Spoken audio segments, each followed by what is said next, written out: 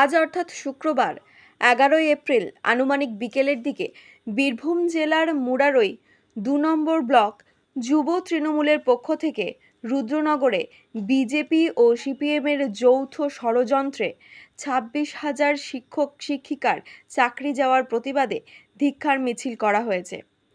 এদিনের ধিক্কার মিছিলটি রুদ্রনগর পূর্ব থেকে শুরু হয়ে গোয়ালমাল মোড়ে শেষ করা হয়েছে।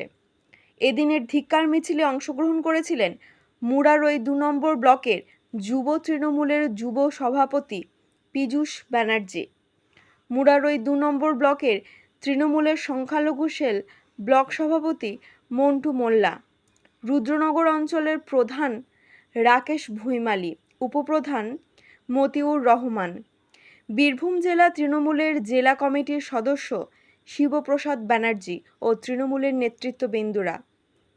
বীরভূমের পাইকট থেকে রাইহান রেজার রিপোর্ট, তারাপীঠ টিভি।